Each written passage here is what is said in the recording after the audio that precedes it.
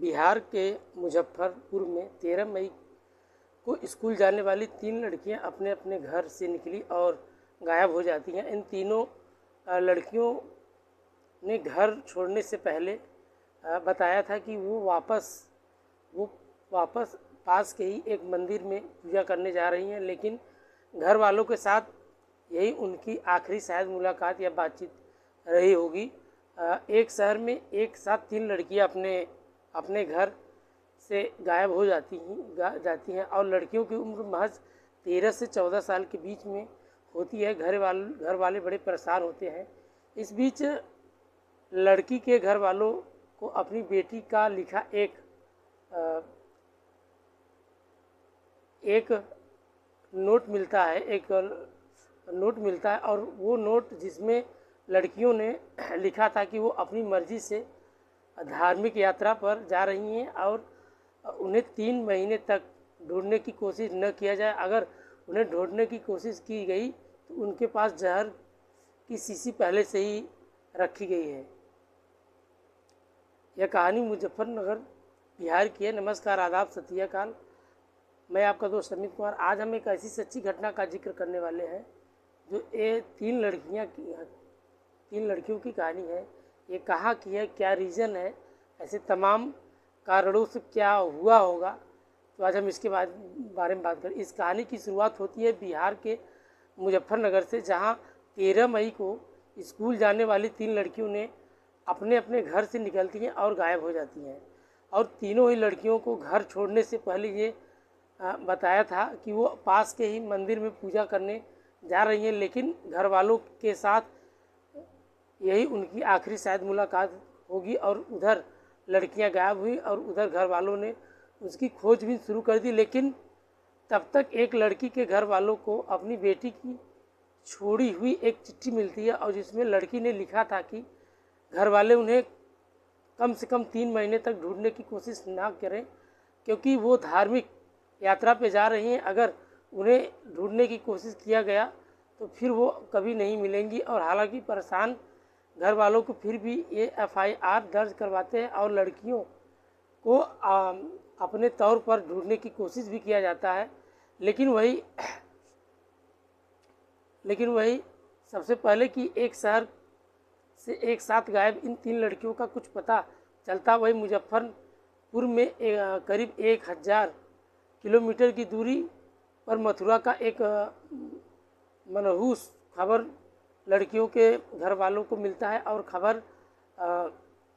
खबर ऐसा होता है जो काफ़ी डरावना था। और ये जो है मथुरा से एक मनहूस खबर जब लड़कियों को घर वालों को मिलता है तो आगे मिलता है तो खबर ये तीनों लड़कियों ने ट्रेन से आगे कूदकर अपनी जान दे दी। और ये सुनकर उन लड़कियों के घर वालों के होश उड़ जाते हैं। आखिर उन्हें समझ नहीं आती आखिरकार क्या रीज़न होगा, क्यों ऐसा इन्होंने किया। आखिर ऐसे तमाम प्रकार की जो है उनके दिमाग में, उनकी सोच में ये चल रहा था। लेकिन अब सवाल यह था कि आखिरकार ये लड़कियां अपने घर वालों से गायब क्यों हो जाती हैं, क्योंकि अपने घर से दूर मथुरा ट्रेन के आगे कूदकर खुदकुशी क्यों कर लेती हैं। तीनों को धार्मिक यात्रा पर जाने की बात कही थी, लेकिन साथ ही ये भी कहा गया कि घर वालों ने उन्हें ढूंढने की कोशिश न करें, ऐसा क्यों। और सबसे अहम ये आखिरी इस सुसाइड का पैक्ट यानी खुदकुशी वाले कदम की असली वजह क्या रही होगी। तो वही मुजफ्फरपुर में मथुरा तक फैली 3 लड़कियों की ये सुसाइड मिस्ट्री कुछ इतनी पेचीदा हो जाती है कि इससे 2 राज्यों की पुलिस करीब 25 दिनों तक भी खाली हाथ। और ये बात थी कि लड़कियों के घर वालों ने हाथों में अपनी लाडलियों को आखिर विदाई दे चुके हैं। और 3 लड़कियों की ये सुसाइड मिस्ट्री के पीछे की वजह जानने के लिए इस वाक़ये को, पूरे सिलसिले को समझना ज़रूरी था। अब वही दिन था 13 मई 2024 को, जो बालूघाट में रहने वाले 14 साल की माही अपने योगियामठ में रहने वाली 14 साल की गौरी और अपने 13 साल और सहेली माया अचानक घर से गायब हो गई। और घर से निकलने के बाद तीनों ने कहा था कि वो वापस गरीबनाथ मंदिर के पूजा करने जा रही हैं। और इत्तेफाक से उस रोज़ उन तीनों के साथ गौरी की छोटी बहन भी थी। और जो तीनों के साथ मंदिर तक गई, लेकिन मंदिर में पूजा करने के बाद तीनों मंदिर के सीधे मुजफ्फरपुर रेलवे स्टेशन पर पहुंचती हैं और वहां से किसी ट्रेन का टिकट खरीदी और गौरी की छोटी बहन को ये कहते हुए तीनों एक ट्रेन में सवार हो जाती हैं कि वो 2-3 घंटे के बाद वापस आ जाती हैं।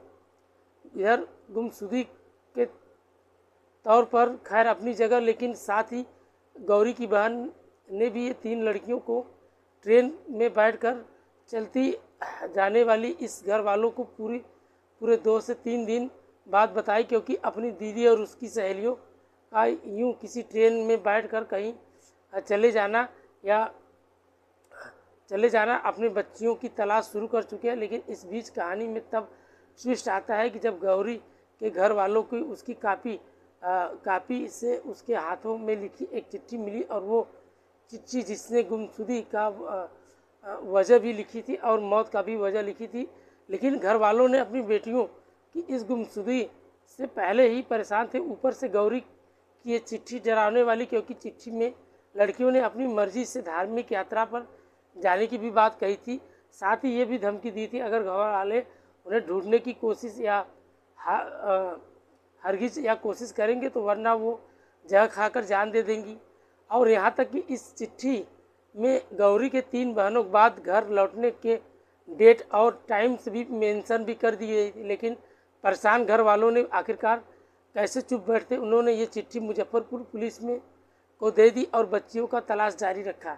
लेकिन इस तमाम बातों के बीच सिर्फ एक उम्मीद इस बात की थी कि माही ने अपने साथ एक मोबाइल फ़ोन ले गई थी और वो घर वालों को उम्मीद थी कि पुलिस जल्द ही इन बेटी के मोबाइल फ़ोन से उनकी लोकेशन ट्रेस करके कामयाब हो जाएगी। हालांकि इस बीच पुलिस ने FIR भी दर्ज कर लिया, लेकिन हिला हवाली में भी। लेकिन गुमशुदगी के कुछ ही दिनों बाद पुलिस ने लड़कियों के घर वालों को जो पहली जानकारी दी, उससे मुताबिक लड़कियों के ने लखनऊ जाने वाली ट्रेन पर का टिकट लिया और उससे बाद गौरी के घर वाले लखनऊ पहुंच गए, मगर लड़कियां का कोई पता नहीं चला। वहीं इस बीच पुलिस को लड़कियों की लोकेशन कानपुर मिली, जिसके बाद घर वालों ने कानपुर के ही अपनी बेटियों को रेलवे स्टेशन से लेकर आसपास के इलाकों में खूब ढूंढा, लेकिन ये भी कोशिश उनका नाकाम चली। लेकिन इस गुमशुदगी के ठीक 13वें दिन बाद ऐसी वारदात हुई कि जिसके बारे में कोई सोच नहीं सकता था, और तीनों लड़कियां एक दूसरे के साथ हाथ पकड़कर मथुरा में एक मालगाड़ी के सामने खड़ी हो जाती हैं। और इस बीच 1 से 3 अपने घर वालों के गायब होने की वाली ये तीनों लड़कियां एक साथ अपनी जान दे देती हैं। मथुरा की रेलवे पुलिस को जब इस मास सुसाइड के बारे में जानकारी मिलती है तो वही पुलिस टीम मौके पर पहुंच जाती है, लेकिन यहाँ से मामला सुलझने की बजाय मानो उलझ ही जाता है और लड़कियों ने कपड़ों पर लगे मुजफ्फरपुर के ट्रेलर टैग से एक मथुरा रेलवे पुलिस उसके घर वालों को पता लगाया जाता है। लेकिन इनमें से 2 लड़कियां माही और माया के कपड़ों से मिलते 2 सुसाइड नोट्स इस वारदात के रहस्य एवं गहरा कर दिया जाता है। अब वहीं पुलिस को माया के कपड़ों से जो सुसाइड मिला था वो कुछ इस तरह था कि नोट में लिखा था कि वो बहुत कुछ लिखना चाहती हैं, लेकिन वक्त की कमी के चलते ज़्यादा नहीं लिख पाई, क्योंकि उसे कोचिंग भी जाना था। और साथ में उनके इस नोट में ये भी लव यू गौरी और माई वाइफ भी लिखा गया था, जो अपने आप में एक अजीब बात थी। वही लव यू गौरी को समझ में आती, और क्योंकि माया गौरी और सहेली, लेकिन माया के इसके लिए वाइफ शब्द का इस्तेमाल किया गया, ये रहस्यमय था। दूसरा नोट जब पुलिस को माही के पास मिली तो जिसमें माही में भी एक घर वालों का छोड़ा एक गौरी को नोट में मिलती है जुलती बातें इस लिखी जाती है कि माही ने लिखा था कि वो गौरी को और माया के साथ धार्मिक यात्रा पर जा रही है और खुद ही भी लौट आएगी। अगर किसी ने उन्हें ढूंढने की कोशिश की तो वो जहर खाकर जान दे देंगे। यानी सुसाइड की बात उनके दिमाग में पहले से ही चल रही थी। लेकिन फिर ये सवाल भी था कि उन्हें सुसाइड के लिए ट्रेन के आगे कूदने का फैसला क्यों किया, जबकि तीनों अलग अलग मौके पर जहर खाकर जान दे सकती थी। लेकिन बात कही थी कि एक सवाल भी था कि जब घर वालों को बिल्कुल ये खामोशी से लड़कियों को ढूंढ रहे थे, तो उन तक पहुँचने की उनकी कोई कोशिश कामयाब नहीं रही हुई और फिर लड़कियों ने खुदकुशी क्यों कर ली। कहीं ऐसा तो नहीं लड़कियों को ये पता चल गया कि उनके मना करने के बावजूद भी घर वाले उन्हें खोज रहे, और इससे अहम कि ये घर वालों को ढूंढने का उन्हें भला ऐसे ही क्यों दिक्कत दी, क्योंकि वो सीधे जान देने की बात कह रही थी। ये सब कुछ बहुत रहस्यमय था, लेकिन सुसाइड कभी भी किसी समस्या का हल नहीं हो सकता। तो सही है या लेकिन या गलत है।